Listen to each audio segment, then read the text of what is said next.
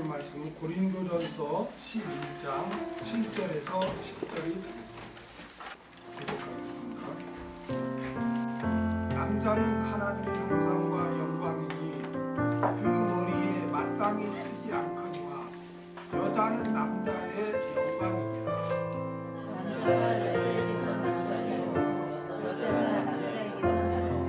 또 남자가 여자를 위하여 지음받지 아니하고 여자가 남자를 위하여 지음받은 것이니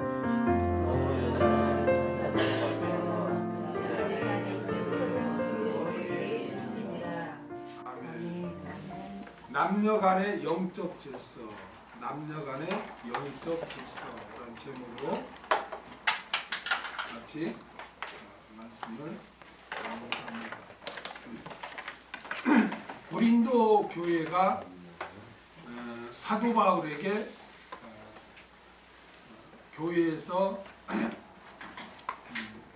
의견이 분분한 여자의 예배법, 즉 수건 쓰는 문제에 대해서 질문을 했습니다. 당시 헬라 사회에서는 여인들이 외출하거나 어떤 공적인 모임에 참석할 경우에는 반드시 머리에 수건을 이렇게 썼습니다. 이는 여자가 남자의 권위 아래에 있다는 표시였어요. 창녀나 문련한 여자가 아님을 또한 나타내는 거였어요. 정숙한 여인임을 나타내는 거였어요. 그런데 고린도 교회에서는 어떤 여성도들이 우리는 자유다 라고 주장하며 예배 시에 머리에 수건을 쓰지 않았습니다. 그러다 보니까 머리에 수건을 쓰는 여성도와 머리에 수건을 쓰지 않는 여성도가 있게 되었고, 그러면 수건을 써야 되냐 말아야 되냐 이런 논쟁이 또 일어나게 되었습니다. 그래서 이제 바울에게 수건 쓰는 문제를 이렇게 질문을 했던 것입니다. 이것은 오늘날에 보면 전혀 문제될 것이 아닙니다. 왜냐하면 그 당시 사회 문화적인 배경에서 문제가 될 수 있었기 때문입니다. 그것은 불신자들로 하여금 교회를 마치 부도덕한 자들의 집합소로 오인할 수 있게 만들었어요. 수건을 쓰지 않으면. 그러다 보면 또 복음 전파에 장애가 또 있을 수 있었습니다. 이에 사도 바울은 하나님의 창조 질서와 구속사의 입장에서 보면은 여성이 예배포를 착용하는 것이 합당하다라고 그렇게 권면을 이렇게 했습니다. 오늘 본문을 말씀을 나누기 전에 제가 여러분들에게 드리고 싶은 말씀은, 이 말씀을 오해해서 하나님은 남녀를 차별하신다 라고 그렇게 생각하는 경우가 많이 있어요. 그래서 목회자들도 이 말씀을 증거하기를 굉장히 힘들어하고 어려워합니다. 그렇지만 하나님께서는 남녀 간을 차별하는 게 아니에요. 우리가 성경을 해석할 때 올바른 입장에서 해석하면 오해가 생기지 않을 줄로 압니다. 우리 7절을 다 같이 읽겠습니다. 7절 시작. 남자는 하나님의 형상과 영광이니 그 머리에 마땅히 쓰지 않거니와 여자는 남자의 영광이니라. 남자는 하나님의 형상과 영광이니 그 머리에 마땅히 쓰지 않거니와, 남자가 그 머리에 마땅히 수건을 쓰지 않아야 하는 이유는 남자는 하나님의 형상과 영광이기 때문이라는 거예요. 자, 그러면 여러분, 하나님의 형상이라는 거예요. 하나님의 형상. 하나님의 형상이 뭐죠? 하나님의 형상?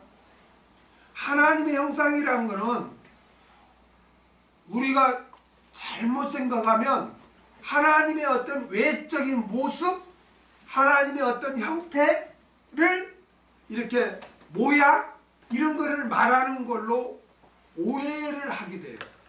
그걸 말하는 게 아니에요. 왜냐하면 우리 하나님은 영이시기 때문에 어떤 형태나 어떤 모양, 어떤 모습을 갖고 있지 않아요.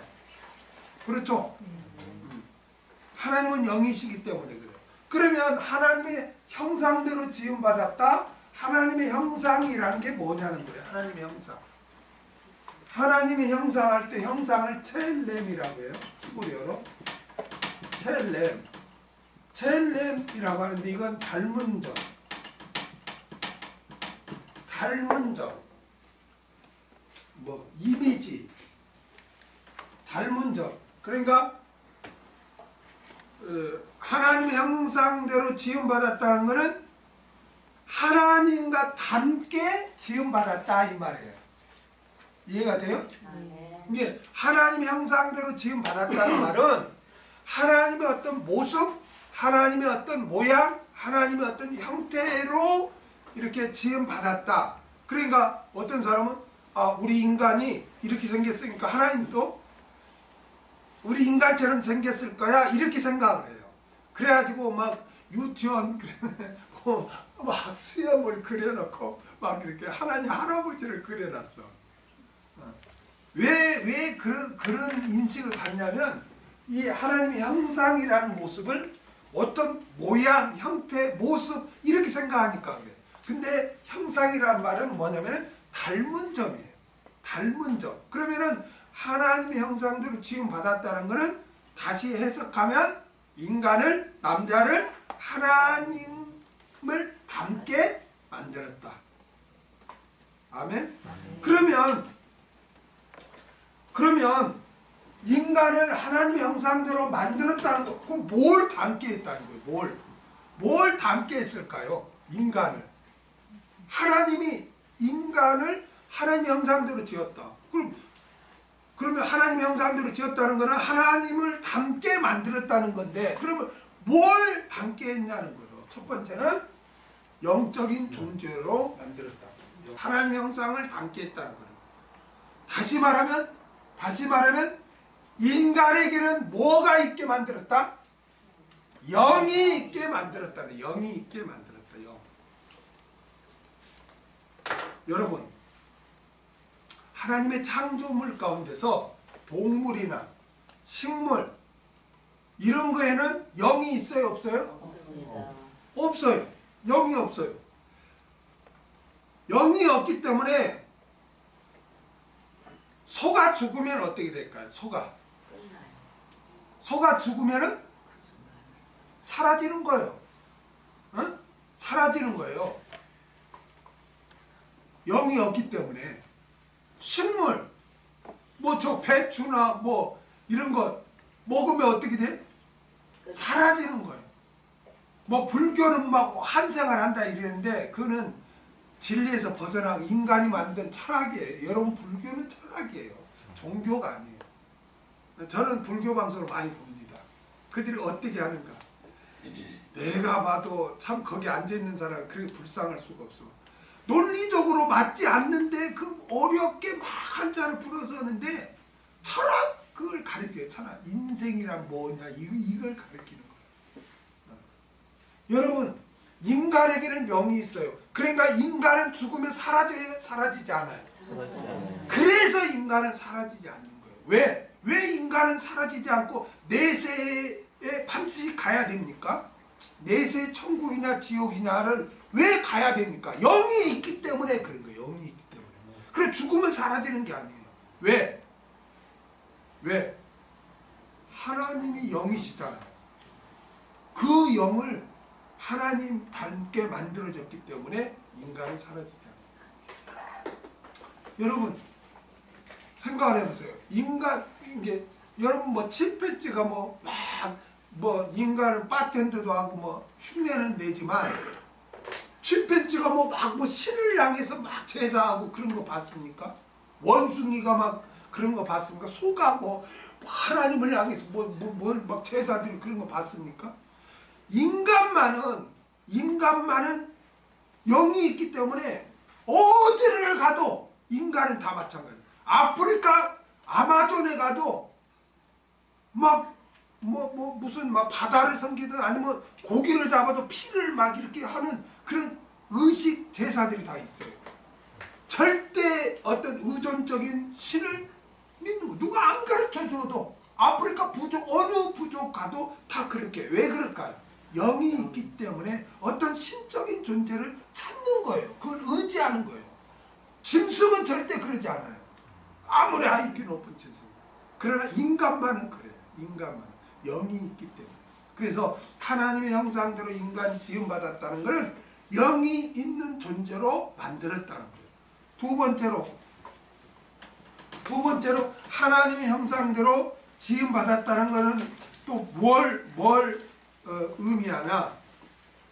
그다음 하나님의 성품이 있다는 거예요. 도덕적인 성품이 있는 존재로 만들었다는 거예요. 그래서 하나님의 성품이 뭐죠? 하나님의 성품? 사랑, 또 거룩, 진실, 또 공의, 또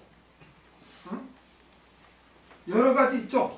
이러한 성품들을 인간들이 갖게 되는, 그래서 도덕적인 존재가 되는 거예요. 인간만큼.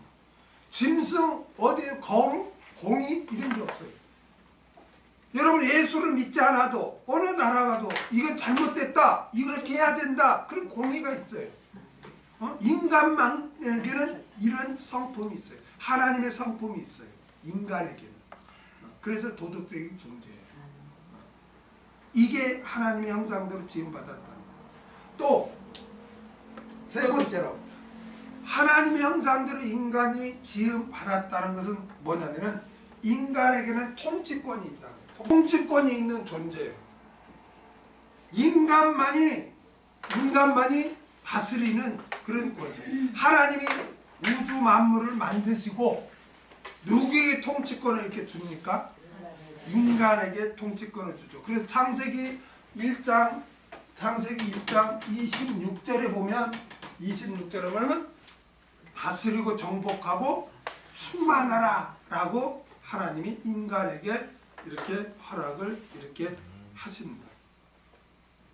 이와 같이 하나님의 형상이라는 것은 인간은 영이 있는 존재, 또 하나님의 성품이 있는 존재, 하나님처럼 다스리는 통치권이 있는 존재.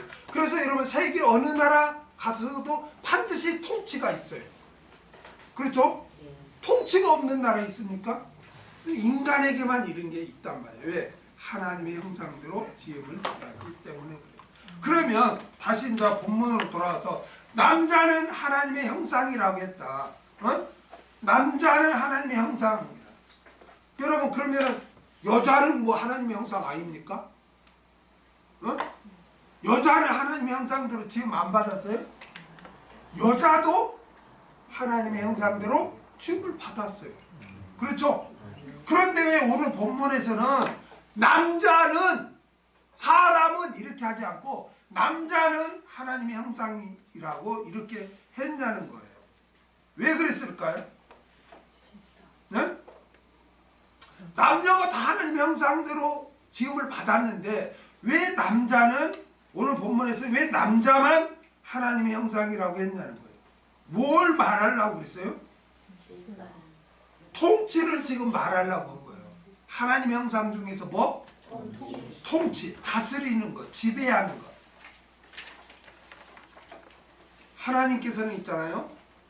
하와가 먼저 유혹을 받아 남편의 아담을 범죄케 했죠. 그렇죠? 그래서 하나님께서 여자는 남자의 뭘 받아야 된다고 그래? 통치, 지배를 받아야 한다고 그래요. 창세기 3장 16. 오늘 본문이 굉장히 어렵습니다. 근데 제가 될 수 있는 대로 쉽게 지금 하려고 기도 많이 하고 몇 번 다시 점검하고 이렇게 했어요. 같이 읽겠습니다. 시작. 또 여자에게 이르시되 내가 내게 잉태하는 고통을 크게 더하리니 내가 수고하고 자식을 낳을 것이며 너는 남편을 사모하고 남편은 너를 다스릴 것이니라 하시고. 아멘. 그러므로 여자는 남자의 지배를 받는 존재가 되었기 때문에 오늘 본문에서는 남자는 하나님의 형상, 즉 하나님과 같이 지배하는 자다, 통치하는 자다. 누구를? 여자를 그렇게 통치하는 자다라고 그렇게 한 거예요. 그러니까 남자는 하나님의 영광이니까 그 머리에 수건을 쓰면 안 된다는 거예요. 하나님이 통치자죠. 그와 같이 남자는 여자를 통치하는 자니까 이렇게 머리에 수건을 쓰면 안 된다. 이렇게 한다는 거예요. 억울하죠. 이상하죠. 왜 하나님은 꼭 이렇게 남자가 여자를 지배하도록 이렇게 했냐. 제가 누누이 말씀드리지만 이제 뒤에도 나오겠지만 구약을 우리가 읽을 때는 반드시 예수 그리스도를 발견해야 되고 구속사의 입장에서 봐야 돼요. 왜 남자가 여자를 다스리고 여자는 지배를 받고 여자는 남편을 사모해야 된다고 하나님이 물론 징계로 그렇게 하지만 징계로 하면 왜 꼭 이런 식으로 하냐는 거죠. 근데 구약에서는 이게 해결이 안 돼요. 근데 신약에 오면은 이제 뒤에 나오겠지만 남자는 예수 그리스도의 모형이었고 여자는 성도, 교회의 모형이고 그렇기 때문에 여자는 남자, 즉 예수 그리스도의 통치를 받아야 되고 사모해야 되는 거예요. 그걸 가르치기 위해서 남자와 여자, 다시 말하면 남편과 아내의 관계를 통해서 그걸 지금 하나님이 말씀하시고자 하는 거예요. 그러니까 여자들 억울해할 거 없어요. 아멘? 그걸 지금 구속사적인 입장에서 그렇게 말씀하시는 거예요. 이제 뒤에 나와요. 내가 다시 그 부분에 대해 설명을 해드릴게요. 이걸 모르면 하나님은 남녀 간에 차별한다. 이렇게 생각을 하게 돼. 근데 절대 그 의미로 그렇게 말하지 않아요. 그 다음에 그리고 남자는 또 뭐라고 그래요? 하나님의 영광이다. 하나님의 영광이니까 그 머리에 수건을 쓰면 안 된다는 거예요. 첫 번째는 하나님의 형상이니까 안 되고 두 번째는 하나님의 영광이니까 머리에 쓰면 안 된다. 자, 여러분 영광이 뭐죠? 영광? 우리가 성경에 뭐 영광 하는데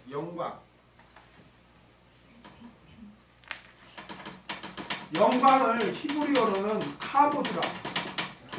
카보드라고 헬라어로는 독사라고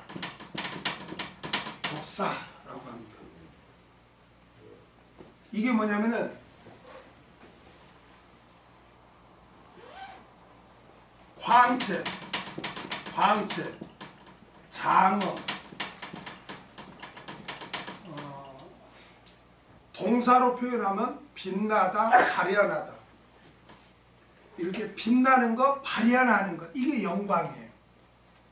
이게 영광. 그러니까 하나님의, 잘 들으세요. 하나님의 성품과 하나님의 성품과 또 하나님의 신성과 하나님의 뜻이 사랑이 이렇게 발현되는 걸 그 영광이라고 그래요. 영광이 뭐예요? 영광이 빛나다, 발현하다 그런 뜻이니까 하나님의 영광이라는 말이 뭐냐면은 하나님의 성품, 하나님의 신성, 하나님의 뜻, 또 하나님의 사랑과 은혜, 이것이 이렇게 발현되는 것, 이것이 하나님이 영광을 나타내는 거예요.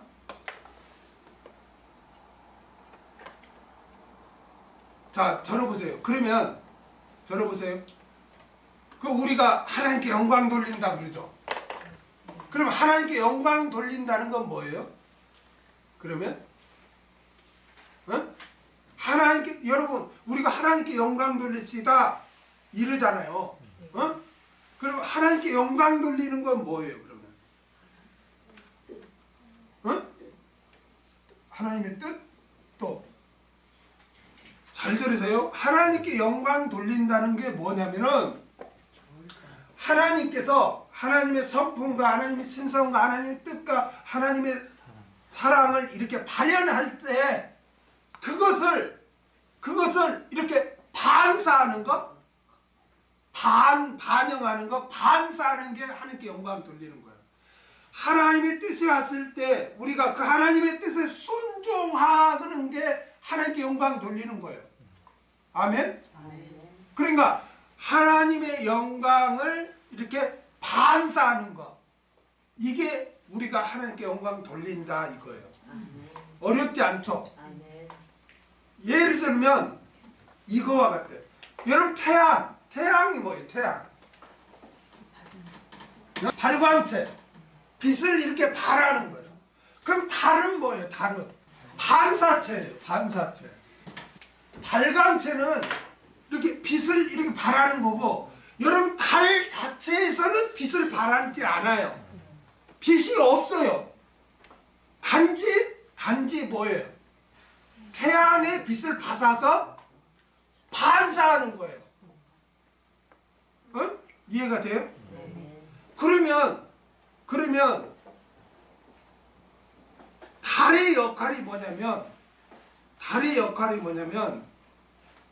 그걸 반사함으로써 아, 태양이 있구나 라는 것을 알려주는 거예요. 어렵지 않죠? 달이 존재함으로써 반사하는 거죠. 그러니까 이 달은 반사체가 아니에요. 그러니까 발광체의 빛을 받아서, 아니 발광체가 아니고 반사체예요. 그러니까 빛을 받아서 이렇게 반사하는 역할밖에 아니에요. 그러니까 달이 반사한다는 것은 뭐예요? 뭐가 있음을 알리는 거예요? 태양이 있음을 알리는 거예요. 그 원리와 똑같아요. 우리가 영광을 돌린다는 것은 하나님께서 나에게 은혜를 베푸셨음을 드러내는 거예요. 하나님이 나를 사랑해 주는 것을 내가 드러내는 것, 이게 하나님께 영광 돌리는 거예요. 하나님의 뜻이 무엇인가를 내가 시행해서 하나님의 뜻은 이런 거야 라고 드러내는 것, 이것이 하나님께 영광 돌리는 거예요. 이해가 돼요? 제가 오늘 쉽게 하려고 기도 많이 했습니다. 왜냐하면 오늘 본문이 굉장히 여러분 읽어보면 쉬울 것 같지만 굉장히 어려워요. 그래서 발광체이신 하나님께서 하나님의 영광을 발현할 때 피조물이 그 하나님의 영광을 반사한 만큼 하나님의 영광 받는 거예요. 믿습니까? 하나님의 뜻을 우리에게 이렇게 반사할 때 내가 하나님의 뜻 이만큼을 온전히 내가 순종하면 하나님이 이만큼 온전히 영광을 받고, 하나님의 뜻이 우리에게 주어졌는데 내가 요만큼만 내가 순종하면 하나님은 요만큼만 영광 받는 거예요. 이해가 됩니까? 그래서 사도 바울은 하나님께 영광 돌리는 것, 즉 영광을 반사하는 것을 막는 것을 상징적으로 뭐로 봤냐면 수건 쓰는 것으로 봤어. 그리고 남자는 하나님께 영광 돌리는데 남자가 그 반사해야 하는 남자가 수건을 쓴다는 건 나는 반사하지 않겠다는 그 상징이 거기에 들어가 있는 거예요. 그래서 남자는 하나님의 형상과 영광이니까 머리에 쓰면 안 된다 이거예요. 이해가 돼요? 영광을 반사해야 되는데 수건을 썼다는 것은 나는 반사를 하지 않겠다. 그것을 상징하는 거예요. 뭐 진짜 수건을 쓰면 뭐가 이렇게 반사가 되지, 그 이야기 아니고 그 수건을 쓴다는 것은 남자에게 있어서 수건을 쓴다는 것은 나는 하나님께 영광을 돌리지 않겠습니다. 반사하지 않겠습니다는 그 의미예요. 남자에게 수건은. 이해가 되면 여자에게 수건은 내가 순종의 표시가 되지만 남자에게 수건은 나는 반사하지 않겠습니다. 영광을. 그런 의미가 돼. 그래서 남자는 쓰면 안 된다. 바울이 지금 그 의도로 말하는 거예요.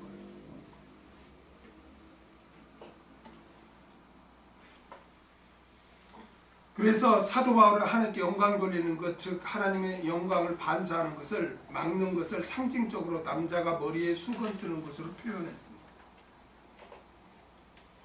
그 위에 꼭 그래야 되는가? 앞에서 내가 말했죠. 앞에서 사도 바울이 언급했죠. 어떤 순서라고 했어요? 왜 남자는 쓰면 안 되고 여자는 써야 되냐? 이거를 어떤 순서라고 했죠? 바울이 하나님, 그리스도, 남자, 여자라고 그랬죠? 그렇죠? 그러니까 창조와 구속사의 입장에서 하나님, 그리스도, 남자, 여자이기 때문에 남자는 남자 위에는 그리스도, 즉 하나님의 영광이기 때문에 하나님의 영광을 반사하는 자이기 때문에 그 머리에 수건을 쓰면 안 된다라고 이렇게 한 거예요. 그 다음에 여자는 남자의 영광이니라. 당시 관습대로 여자가 머리에 수건을 써야 하는 이유를 말해요. 여자는 남자를 위하여 창조되었다는 거예요. 창세기 2장 18절을 보겠습니다. 읽겠습니다. 시작. 여호와 하나님이 가라사대 사람이 독자하는 것이 좋지 못하니 내가 그를 위하여 돕는 배필을 지으리라 하시니라. 아멘. 그래서 여자는 남자의 영광이 되는 거예요. 응? 당시 사회 관습에 여자가 머리에 수건을 쓰는 것은 여자의 정숙과 순결 그리고 남편에 대한 존경과 순복을 의미한다고 그랬죠? 응? 그러므로 여자가 머리에 수건을 쓰는 것은 나는 남편을 존경하고 남편에게 순복합니다. 나는 정숙하고 순결합니다. 라는 의미였기 때문에 남자에게 영광을 그 자체가 남자에게 영광을 돌리는 것이었다는 거예요.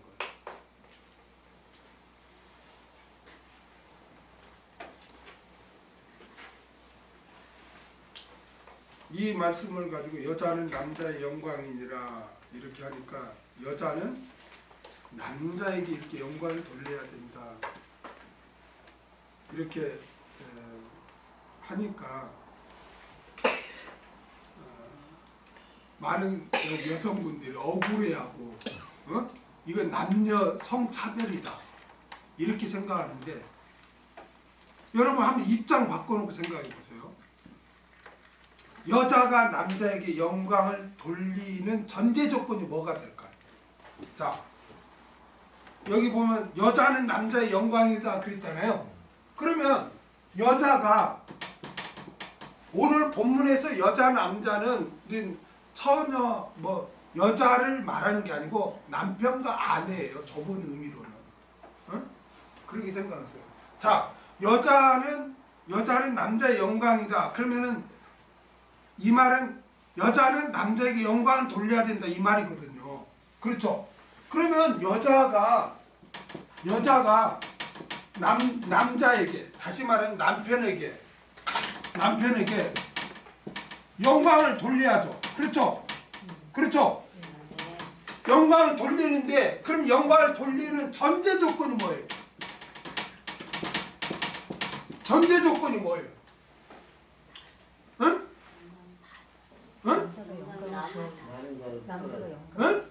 남자를 꿰어서 만져. 여자가 사랑을 응? 여자한테 하나님께 먼저 영광을 돌리는 반사체라는 것을 때 내가 그랬죠. 영광은 이렇게 영광 돌린다는 것은 그 영광을 내가 반사하는 거라고 그랬죠. 그럼 여자가 남편한테, 아내가 남편한테 영광을 돌린다는 것은 그 전제 조건이 있어야죠. 뭐예요 그게? 사랑을 해야 된다. 남자가 영광을 발현해야죠. 아니 남자가 영광을 발현해야 여자가 그 영광을 반사하는 거잖아요. 영광 돌린다라는 말은 내가 아까 그랬죠. 의미는, 개념이 뭐예요? 영광 돌린다는 것은 영광이 발현되는 것을 반사하는 게 영광 돌리는 거라고 했잖아요. 이제 하나님의 성품, 하나님의 사랑, 하나님의 뜻, 하나님의 뭐 속성, 신성 이런 것이 우리한테 주어지면 우리가 나 하나님께 영광 돌릴 거야, 하나님께 영광 돌릴 거야 이런 하나님 우리에게 말씀 뜻을 주었을 때 내가 그 뜻에 반응해서 순종하는 것이 하나님께 영광 돌리는 거라고요. 반사하는 게. 그러니까 여자가, 아내가 남편에게 영광을 돌린다는 전제 조건이 뭐가 있어야 되냐고. 남편이 아내에게 영광을 발현해야 되는 거예요. 그래야 그 영광을 받은 아내가 남편한테 이렇게 반사하는 거잖아요. 영광 돌리는 거라는 거는 영광을 반사하는 거라는 걸 꼭 기억해요. 그렇다면 억울해할 게 있어요, 없어요? 없어요. 왜요? 남편이 아내를 사랑해야 돼요. 어디까지? 죽기까지. 이제 이 뒤에 나오지만 에베소서에 가면 남편과 아내의 문제를 창세기에 나왔죠. 그거를 그리스도와 교회의 관계로 연결을 해요. 그러면서 뭐라고 해요? 그리스도와 교회를 위해서 어떻게 했어요? 그리스도가 교회를 위해서 어떻게 했냐고. 죽었잖아요. 희생했잖아요. 죽기까지 사랑했잖아요. 아멘? 사랑도 죽기까지 사랑, 최고의 사랑 아닙니까? 그런 희생, 최고의 희생 아닙니까? 그러니까 남편은 아내를 위해서는 죽어야 되는 거예요. 다 대접만 받고 다 하고 나는 아내의 머리야, 나는 아내의 지배자야, 나는 영광을 받는 자야.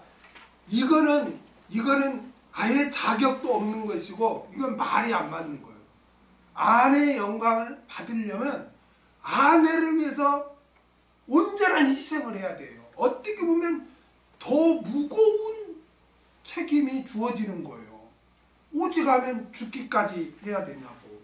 그냥 아내는 순종만 하는데 이건 죽으라는 거예요. 어느 게 더 막중한 책임이 따르는 거예요?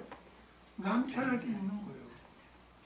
그러니까 여자는 남자의 영광이니라 이 말은 영광이 무엇이 영광을 돌리는 건가를 개념을 이해를 못하면 아내는 그냥 남편한테 그 영광 돌리는 완전히 성차별이다 이렇게 억울해.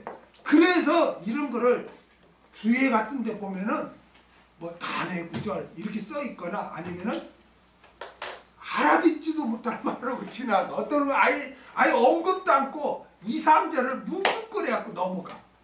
왜냐면 이걸 이 입장에서 설명을 안 하면 남녀 차별이 되잖아요. 하나님은 남편은 뭐 통치를 받는다. 아내는 뭐 남편을 위해서 뭐 영광을 돌려야 한다. 이거 같이 완전 남녀간에. 그래서 이거를 오해하니까 이슬람 같은 데는 오늘날에도 남편이 완전히 무슨 그냥 왕처럼 군림을 하죠. 여성들 막 히잡 쓰고 이런 거 다 남자가 만들어낸 거예요. 뭐 운전도 못하게 하고 뭐 사이상 못하게 다 뭐 지는 막 또 막 마음에 안 들면 막 여자 첩을 몇 명씩 두고. 근데 그들이 왜 그렇게 할까요? 이런 말씀을 오해하니까. 남자는 응? 응? 여자는 남자의 영광이다 이거요. 그리고 영광을 돌려야 하는 존재다 이거요. 그러니까 얼마나 잘못된 해석이 엄청난 엉터리 삶을 만드냐고. 어? 그래 안 그래요? 근데 여기서 말하는 거는 그게 아닌 거예요. 그게 아닌 거예요. 그게 아닌 거예요. 이해가 되죠? 남자가 왕처럼 굴려 말하는 게 아니라 너 죽으라는 거예요. 아내한테. 아내를 위해서라면 네가 하고 싶은 거 다 포기하고 아내가 원하는 거 다 들어줘야 되고 다 넌 죽어라 이거예요. 그걸 말하는 거예요. 그러한 영광을 그러한 사랑을 발현할 때 그 사랑을 입은 아내가 남편을 존경하고 섬기는 거예요. 사랑도 하지 않고 무슨 뭐 영광도 발현도 하지 않고 희생도 하지 않고 뭐 나는 머리다 뭐 나는 통치자다 뭐 이렇게 하는 거는 완전히 이거는 하나님의 뜻과 어긋나는 거예요. 이해가 됩니까? 그래서 사도 바울은 여자가 수건을 쓰는 것은 남자에게 영광을 받도록 하는 것이기 때문에 여자는 교회에서 수건을 쓰라고 그렇게 합니다. 하지만 이 같은 일은 관습이 다른 오늘날에는 적용되지 않는다고 그랬죠. 그 다음에 8절을 읽겠습니다. 8절 시작. 남자가 여자에게서 난 것이 아니요 여자가 남자에게서 났습니다. 자, 들어보세요. 여자는 남자의 영광이니라. 그러니까 여자는 남자에게 영광을 돌린다. 그 이유를 설명해. 그 이유를 설명하는데 왜 그렇게 해야 돼요? 남자가 여자에게서 난 것이 아니라 여자가 남자에게서 났기 때문에 여자는 남자에게 영광을 돌려야 된다는 거예요. 제가 이 수건 쓰는 문제를 우리가 이해할 때 어떤 입장에서 항상 봐야 된다고 했어요? 교회와 그리스도. 응? 예수 그리스도. 다 잊어버렸네. 어떤 입장에서? 창조와 구속사의 입장에서 보라고 했잖아요. 응? 창조와 구속사의 입장에서 이걸 남편과 아내의 문제를 봐야 해결이 되지. 그 입장에서 안 보면 오늘날 저 아랍처럼 그렇게 된다니까. 자, 그러면 자 설명을 해드릴게. 여자가 남자의 영광 이유는 바로 남자가 여자에게서 난 것이 아니라 여자가 남자에게서 난 창조 질서 때문이라는 거예요. 한마디로 창조와 구속사의 입장이라는 거예요. 자, 여러분, 하나님께서 아담을 먼저 지었죠. 아담을 먼저 만들었어요. 아담을 먼저 만드신 후에 여자를 어떻게 만듭니까? 남자의 갈비뼈로 만들죠. 그럼 내가 질문할게요. 왜 그냥 남자처럼 후크로 만들지 왜 남자의 갈비뼈로 이렇게 여자를 만들었다고 그런 생각 안 해봤어요? 왜 남자는 그냥 훌구로 이렇게 만들어 놓고 왜 여자를 만드는데 남자의 갈비뼈로 이렇게 만들었을까? 여자를, 아내를 왜 그랬다고 생각해요? 그런 생각 혹시 안 해봤어요? 응? 해봤어요? 그 어떤 생각? 어떤 생각을 해봤어요? 다른 생각은 없고요. 왜 하나님이 이렇게 만드셨나라는 의문점. 의문점을 갖고 있었다고요? 또?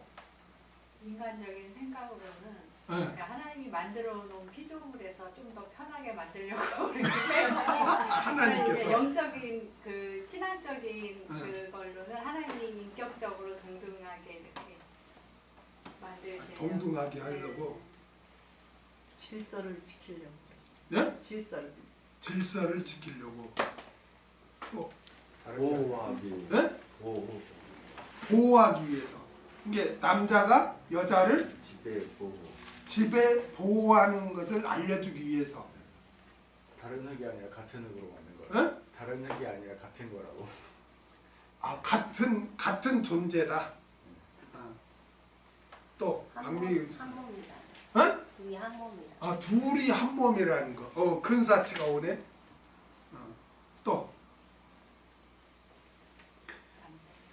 제가 왜 많은 사람들이 구약을 볼 때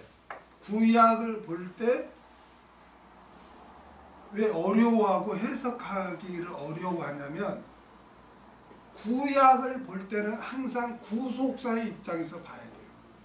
하나님이 그냥 이유 없이 그렇게 하지는 않아요. 뭔가를 지금 어떤 실제적인 일을 가지고 우리에게 뭔가를 지금 알리려고 가르쳐 주려고 그렇게 하는 거지 뜬금없이 그렇게 하지 않아요.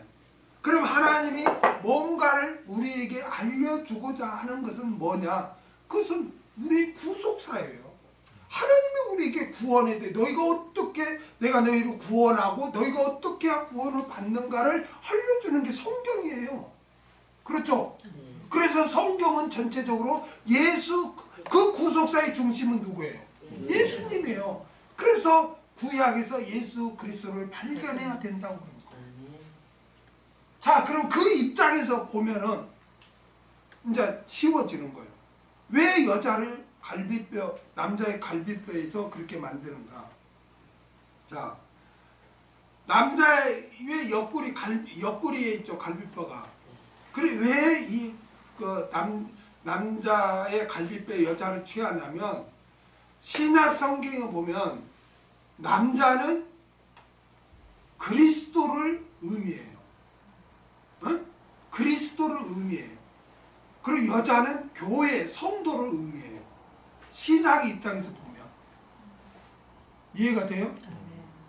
그러면 구약, 그 성도가, 교회가 무엇을 통해서 탄생을 하냐면 예수 그리스도의 피 흘림을 통해서 탄생을 해요. 그렇죠? 그렇죠? 그래서 예수님이 십자가에 달려 죽으실 때 어떻게 죽으시죠? 네?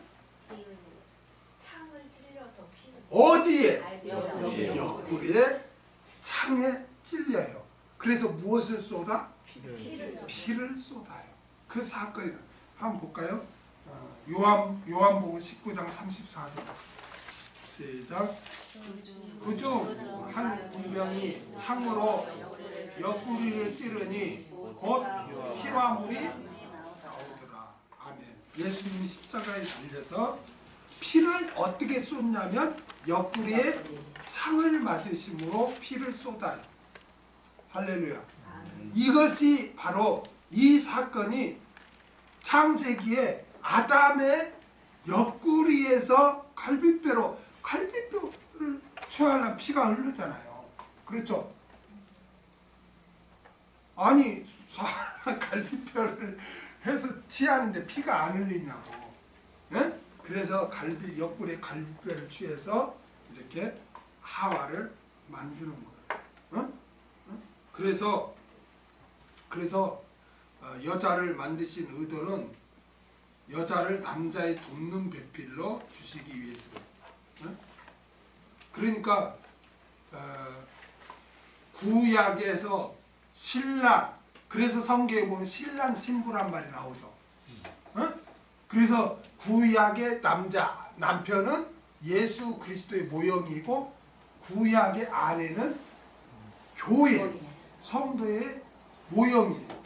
자, 에베소서 5장 22절에서 24절을 보겠습니다. 22절에서 24절을 그 창세기의 남자와 여자를 이제 이렇게 실체를 설명해 줘요. 자, 에베소서 5장 22절에서 24절 다 같이 읽겠습니다. 시작.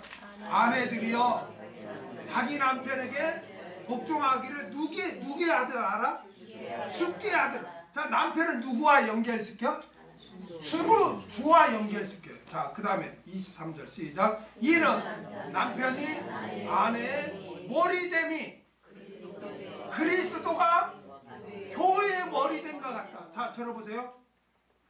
남편이 아내의 머리됨이 그리스도가 교회의 머리된 것 같다. 남편은 누구?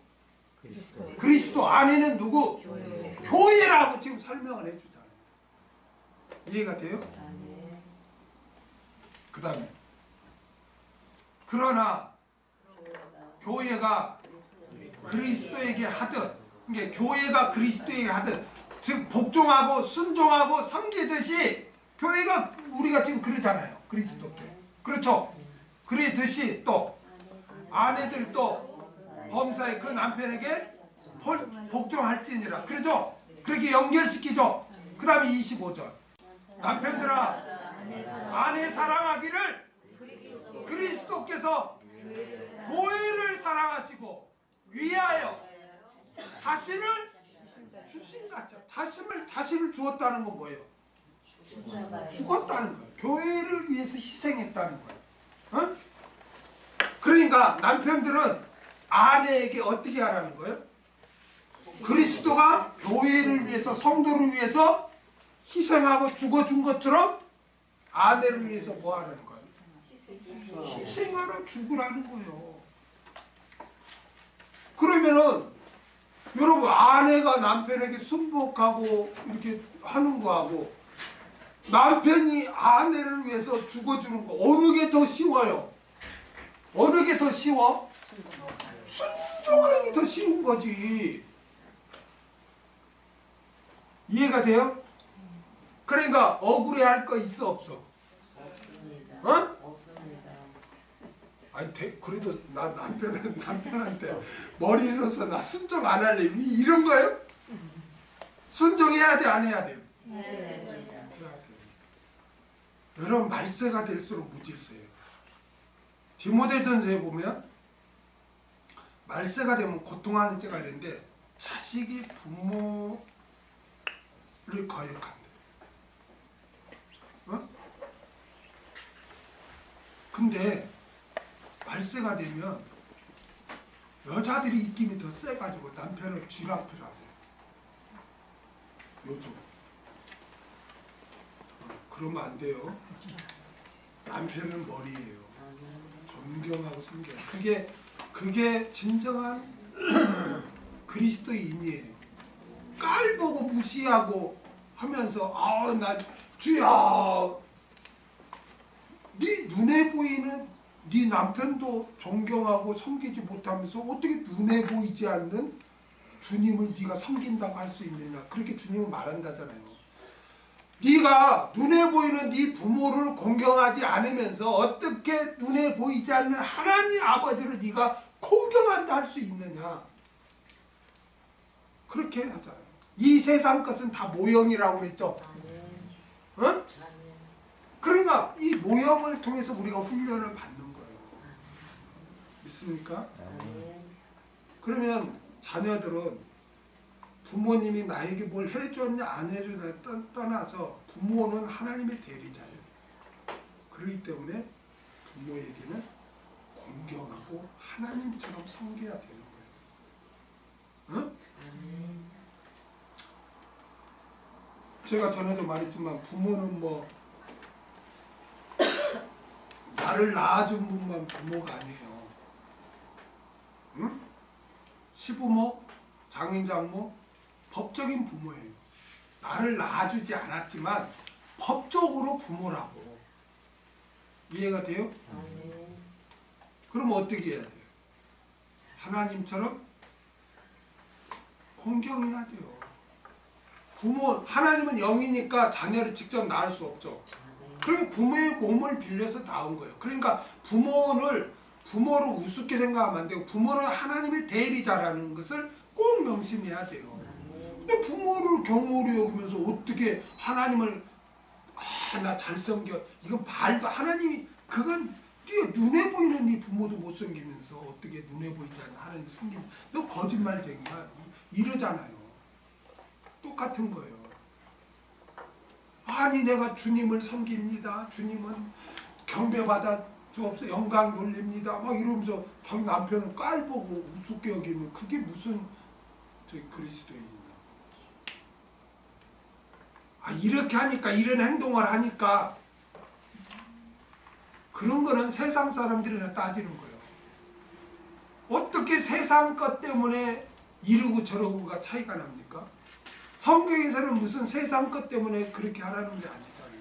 남편이니까 존경하고, 남편이니까 머리로 섬기고 남편에게 주도권, 통치권이 있으면 근데 돕는 배필이니까 도와는 줘야지. 조언은 해야 돼.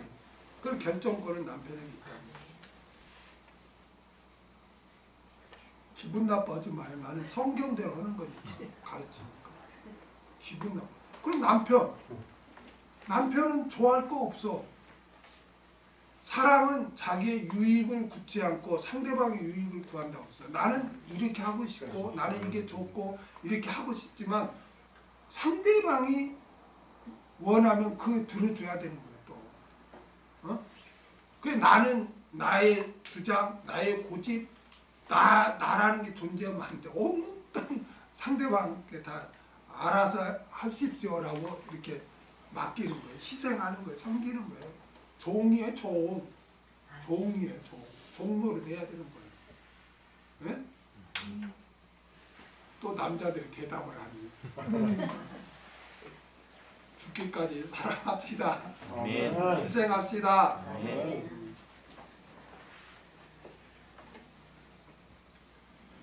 그러므로 창조 질서와 또 이렇게 구속사의 입장에서 여자는 남자의 권위를 인정해야 된다는 거예요. 이제 이해가 되죠? 영광을 돌려야 돼요. 그런데 우리가 잊지 말아야 할 것은 아까도 말했지만 결코 남성 우위 사상을 강조한 것이 아니라는 거예요. 아멘? 이는 단순히 창조 질서와 구속사의 입장에서 남녀 간의 그런 것을 강조한 거라는 거예요. 응? 자녀가 부모의 권위를 인정하지 않고 아내가 남편의 권위를 인정하지 않으면 그 가정은 무질서할 수밖에 없습니다. 우리 하나님은 질서의 하나님이죠.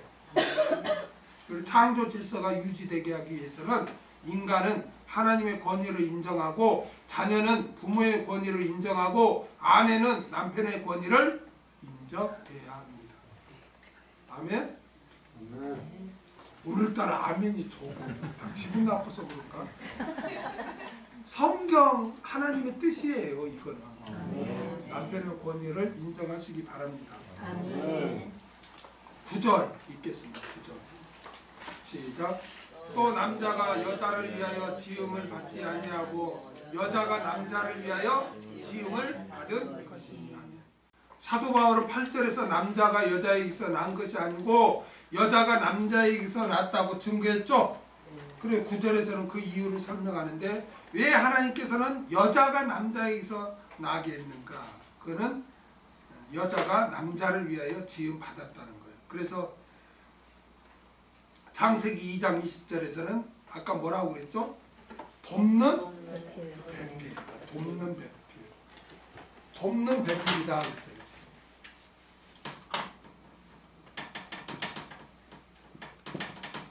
돕는 배필, 아내를. 돕는을 히브리어로 에체를 합니다. 에체르. 이 단어가 있잖아요. 구약성경에서 하나님께서 하나님의 백성을 도울 때 이 단어가 쓰여있어요. 그러므로 돕는 배필은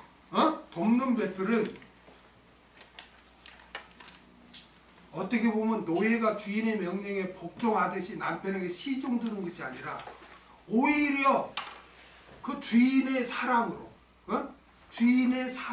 주인의 마음으로 종을 돌보듯이 이렇게 돌보는 거예요. 네?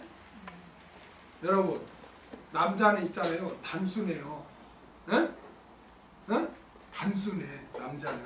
그러니까 여자에게 지혜를 더 주었어. 응? 지혜를 더 줘. 남자는 멀리 이렇게 보고 단순한데 여자는 별걸 다 생각해. 막 이래서 이랬고 저래서 결론까지 안 해. 남자는 그냥 저게 뭔 소리야. 연애할 때 이렇게 튕기잖아요. 그럼 남자는 단순해가지고 나를 싫어서 저러나 보다 이렇게 그걸 포기하는 남자도 있고 그래.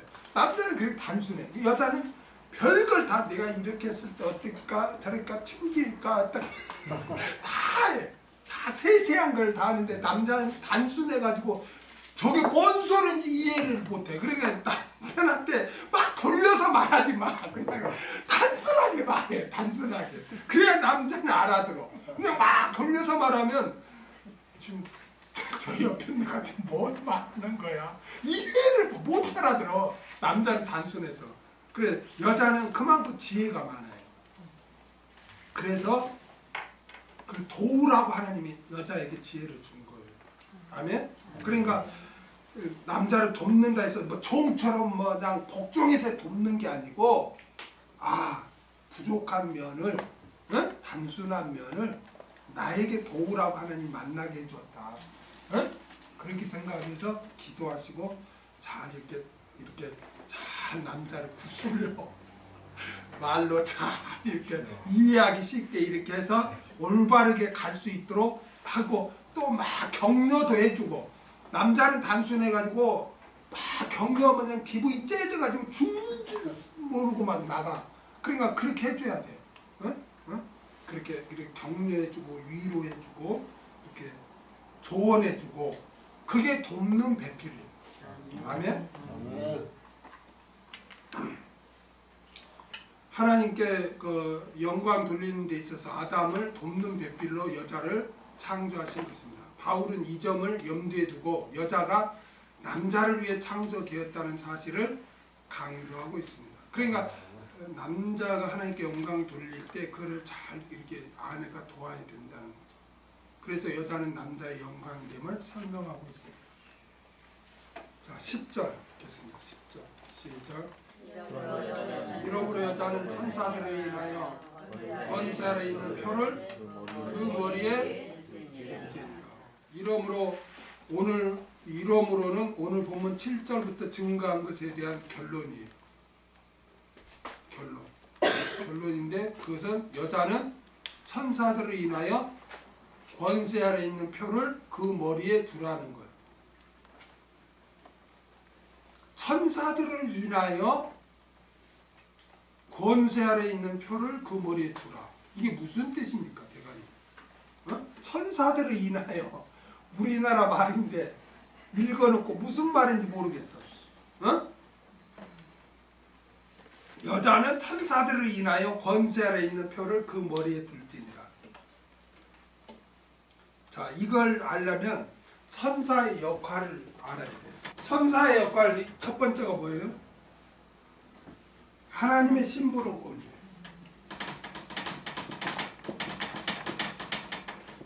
하나님의 심부름꾼. 하나님의 심부름꾼. 우리 요한계시록 공부했죠? 그때 누가 주도적으로 나타나요? 천사들이 나타나서 집행을 하죠? 하나님의 심부름꾼이고. 두 번째로 그리스도인들이 하나님의 뜻대로 살도록 그리스도인들을 섬기는 거예요. 그리스도인들이 하나님의 뜻대로 살도록 그리스도인들을 섬기는 거예요. 히브리서 1장 14절 한번 볼까요? 읽겠습니다. 시작. 모든 천사들은 우리는 영으로서 구원 얻을 후사들을 위하여 섬기라고 보내심이 아니뇨. 아멘. 그러니까 그리스도인들을 이렇게 섬기라고 이렇게 섬기는 게 또 천사들의 역할입니다. 이게 천사들이 눈에 안 보이죠. 그렇죠? 그런데 천사들이 우리 성도들을 돕고 있다. 아멘. 그 다음에 세 번째 천사들의 역할은 하나님의 인재를 드러내는 것. 이사야 6장 1절에서 5절에 보면 하나님이 이렇게 인재할 때 이렇게 스랍들이 쭉 나타나죠. 이게 하나님의 인재를 이렇게 드러내요. 천사들의 역할. 자, 그러면 이걸 이제 기억하고 오늘 본문에 이제 읽으면 이러므로 여자는 천사들을 인하여 권세 아래 있는 표를 그 머리에 둘지니라. 이게 무슨 말이냐면 이게 이제 오늘 세 번째 의미예요. 이게 세 번째 의미인데 예배시 하나님의 임재하심을 말하는 거예요. 하나님께서 예배시 임재하셔서 하나님께서 예배시 임재하셔서 영광을 받고 계시기 때문에 영광을 받고 계시기 때문에 여자 성도는 권세 아래 있는 표로 그 머리에 두라는 거예요. 수건을 쓰라는 거예요. 권세 아래 있는 표로 수건으로서 머리에 두라는 거예요. 이해가 됩니까? 자, 다시 이러므로 여자는 천사들을 인하여 권세 아래 있는 표를 그 머리에 둘지니라. 이게 무슨 말이냐면 하나님께서 예배시 임재하여 영광을 받고 계시기 때문에 하나님 이게 천사를 인하여라는 말은 뭐냐면은 이걸 말하는 거예요. 하나님의 임재. 하나님이 예배시에 임재하여 영광을 받고 있기 때문에 여자는 그 머리에 수건을 쓰라. 지금 그 말을 이렇게 여자는 천사들을 인하여 권세 아래 있는 표를 그 머리에 둘지니라 이렇게 한 거예요. 참 왜 이렇게 기록했는지 그냥 하나님께서 예배시 임재하여 영광을 받고 계시기 때문에 여자는 그 머리에 둘지니라 이렇게 하면 얼마나 읽으면서 이해가 되잖아요. 그렇죠? 근데 왜 난 뜬금없이 천사를 인하여 이렇게 했냐고. 그러니까 연구하지 않으면 이걸 해석을 할 수가 없어요. 천사를 인하여 이 말은 뭐냐면 천사가 어떤 역할을 하냐면 세 가지 역할 중에 하나님의 임재를 드러내는 거예요. 그러니까 천사를 인하여 이 말은 하나님이 예배시에 임재하여 영광을 받고 계시기 때문에 여자는 그 순복의 표시로 이렇게 머리에 수건을 써라 이렇게 바울은 법문을 합니다. 사도 바울은 머리에 수건을 쓰는 것은 당시의 사회적 관습의 일치할 뿐만 아니라 교회의 덕을 세우는 데 유익하기 때문에 여자는 예배시 머리에 수건을 쓰라고 권면하였습니다. 그런데 이 수건 쓰는 문제는 오늘날에도 적용돼야 안 돼요? 안 돼. 어? 오늘날에 적용돼야 안 돼요? 안 돼. 오늘날엔 적용이 안 된단 말이에요. 어? 오늘날에는 적용이 안 돼요. 그러니까 우리가 항상 어떤 시대에 적용되냐 오늘날에 적용되냐 그걸 잘 이해를 해야 돼. 예를 들면 출애굽한 이스라엘 백성이 광야를 지날 때 하늘에서 뭐가 내렸어요? 만나가 내렸죠. 그러면 오늘날에도 하나님 만나를 내려주옵소서 그러면 돼야 안 돼요? 안 돼요. 출애굽기 만나를 내려주신 하나님 오늘날에 만나를 내려주옵소서 그러면 돼야 안 돼요? 안 돼요. 응? 안 돼요. 안 돼. 너 미쳤냐? 너 미쳐서 열심히 나가서 일해. 그렇죠? 안 돼요. 응? 그러니까 그 시대에 적용되는 말씀이 있고 오늘날 적용되는 거하고 다른 그런 말씀이 있단 말이에요. 이게 수건 쓰는 것도 마찬가지. 그 당시 고린도 헬라 시대에 여러분 보세요. 교회에서만 수건을 쓰는 게 아니고 원래 그 헬라 시대에 여성들이 수건을 썼었어요. 응? 응? 아 오늘날 우리 그 밖에 여성들 수건 씁니까? 근데 그 당시에는 다 수건을 썼었어. 그런데 수건을 쓴 이유가 뭐였어요? 그 당시 사회에서. 어? 나는 남편에게 순복합니다. 나는 순결하고 정결한 여자입니다. 라는 표시로 일반 교회가 아니라 일반 세상에서 글이 썼단 말이에요. 수건을.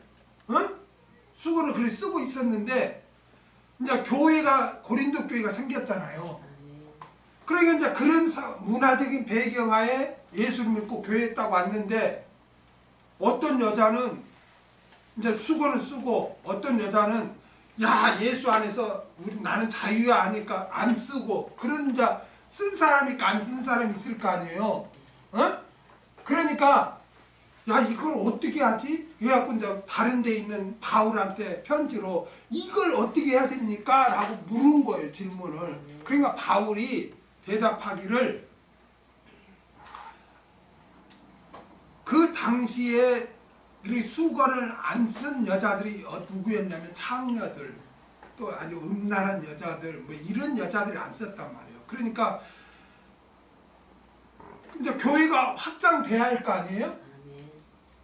그러면 불신자가 딱 교회 다니는 사람이 이렇게 보고 모인 곳을 이렇게 봤을 때 수건을 안 쓰면 야 저것들은 창녀들 아니야? 야 저것들은 음란한 것들 아니야? 저것들은 막 남편한테 뭐 순종도 않는 것들 아니야? 이렇게 오해를 하게 돼 있었어요. 그리고 그러면은 복음 전파가 돼야 안 돼요? 안 되죠. 그러니까 바울이 이제 그 문화적 배경, 시대적 배경에 의해서 수건을 써라 그렇게 한 거예요. 지금은 수건은 쓰지 않아도 돼요. 근데 나는 쓰고 드리겠다 그러면 또 그걸 또 뭐라고 하지 마세요. 그리고 또 나는 긴 머리로 그냥 난 드리겠다 하면 또 거기에 뭐라고 하지 마요. 아셨죠? 이제 다음 주에 이제 그 부분에 대해서 나와. 기도하겠습니다.